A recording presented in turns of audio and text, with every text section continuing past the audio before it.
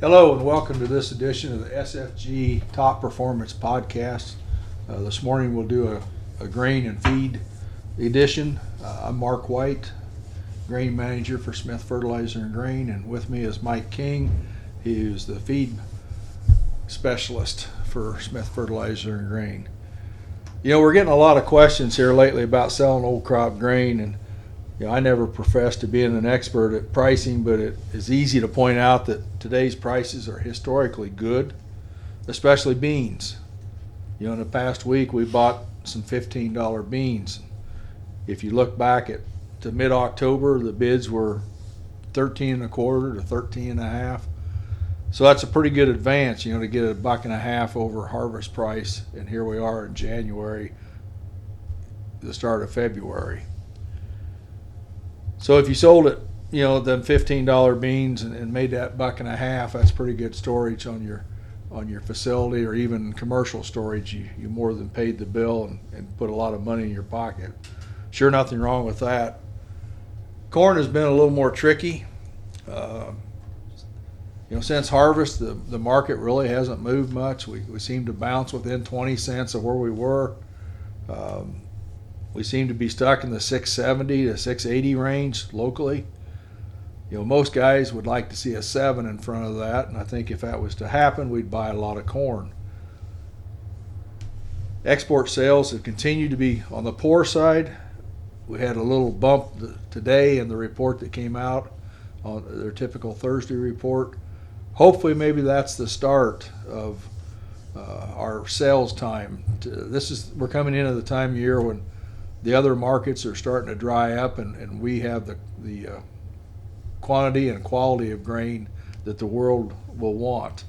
And the safrinha corn is just now being planted in South America, so you're looking at 3 to 4 months before it comes back into haunt us a little bit. So I guess you just got to kind of ask yourself if you're willing to sell in that upper sixes and part with some of this corn, instead of taking a chance that it could, that's a big could, fall back below 6 at some point. A lot of weather to take place before we get our crop planted, so that'll have some influence on it. So now let's talk a little bit about new crop prices. The local October bean bids are hovering both sides of 13. We've been as high as 13, 40, 45, and we dropped a little below 13 yesterday. Still pretty good price, and if you start there, start doing some pricing, that's the worst you do for the year, good for you. But we could also see bean supplies worldwide pick up rapidly. South America is running late right now on their harvest, but so far Brazil yields have been excellent. And so if they do come in with that record size crop, and we plant a lot of beans this spring, have good weather, suddenly carryouts are back on the big side. So something to think about there. Again, corn's a more difficult task.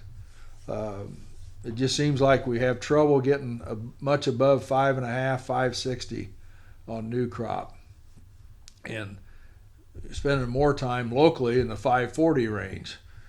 So most guys are telling me that they think they can raise a crop of corn for 5.25 if we get normal yields.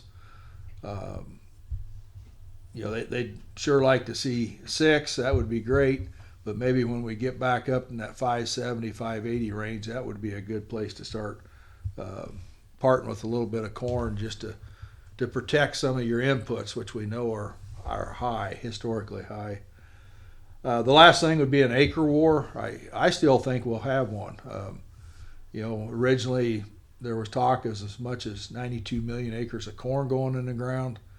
That's kind of backed up a little, and yet now we're starting to see some fertilizer prices decline, particularly potash, possibly nitrogen. Natural gas is down below $3. It was as high as 10 not too long ago. That's a major component of nitrogen fertilizer. Not saying that's going to be a leading cause to take it lower. I think producers of nitrogen look at the corn price more than anything when they set their price. Farmers got money, we're going to take it. If things get tough again, we're going to have to back it down. So that's somewhere to watch. Meanwhile, beans are going to want to maintain their acres. So let's be watchful here the next 6 weeks. If it's going to happen, it'll happen in that time frame prior to the end of March. So that's kind of what I've got for grain. Turn it over to Mike, and he'll bring you up to speed on the feed situation. Okay, thank you, Mark. I just wanted to kind of remind you guys that we're almost in calving season. In fact, summer's starting already. And so I just wanted to review with you that make sure you have your colostrum on hand to either supplement the calves or to use as a total replacement. And the big thing is make sure it's a bovine colostrum. And we have that. And we also have a little promotion on behalf of Hubbard that we get it from, that if you order 10 500-gram packs, we'll get you a $25 Visa card. And that went over real well last year. So let me know what you need.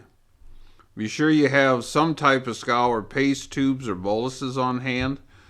So when you first see a little bit of a scour, give it to them and get ahead of the game with them. So make sure you got them on hand. You still got time to order your calving minerals. Just to review with you, we want it fed 3 weeks before calving and through the calving period.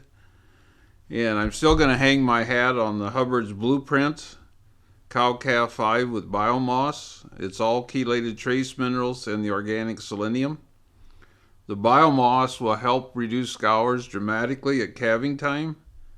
It does improve the IgG, or the milk quality, that the calf gets.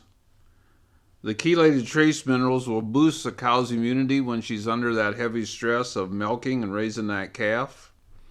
And the organic selenium, that's why we start at 3 weeks before calving, because it passes through the placenta to the calf, and it's in the milk every time the calf nurses. So I can't give any higher selenium status for health of the calf than that. The chelated trace minerals will boost the cow's immunity and get her set up again for breeding time, because she's getting all the trace minerals she needs through this time, so she's ready to go for breeding. If you feel you don't need the biomass, we have the Cow-Calf 5, which is still all chelated with the organic selenium and not the biomass. So just remember that calving time is the most critical time, because we're trying to have a calf that gets up and nurses right away after it's born. It's got to be strong, it's got to be healthy, it's got to be aggressive. And that's what the comments are from the producers when they feed this calving mineral. Plus, we want to get mama in the best condition we can immunity-wise, so she can milk and raise that calf. So we'd like to have the opportunity to visit with you about a mineral program.